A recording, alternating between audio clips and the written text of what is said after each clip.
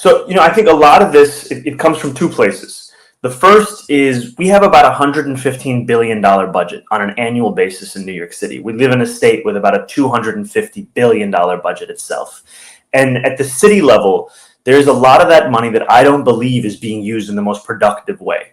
When over the many years, over many city and state administrations, there's been this pivot towards consulting, towards outsourcing, towards privatization in the name of saving money. But when you actually look under the hood, you'll find a lot of times it's costing the city and the state more money than it was even intended to save. I mean, look at the Second Avenue subway. The last big subway extension we've had, maybe in decades. It cost more money for the MTA spending on consulting than they did on construction. I mean, that's ridiculous. And a lot of that has to do with the fact that Andrew Cuomo hollowed out the MTA's internal capacity a few years prior so that they didn't have anyone who knew how to do any of these big things anymore. They had to go to McKinsey. They had to go to so many of these so-called specialists in understanding just the nuts and bolts of what it means to do mass transit.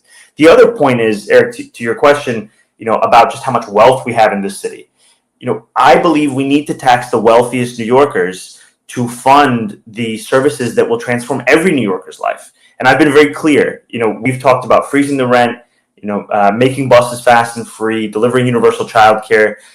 Together, this agenda, along with every other thing I've proposed over the last 6 months, would be paid for and more by our proposal of raising taxes on the 1% of New Yorkers. These are New Yorkers who make $1 million a year or more by a flat increase of 2%. So really, it's a rounding error. We're talking about, a couple tens of thousands of dollars for people who are making $1 million plus every year, and then taxing the most profitable corporations at the rate that they pay in New Jersey. We're talking about 11.5%.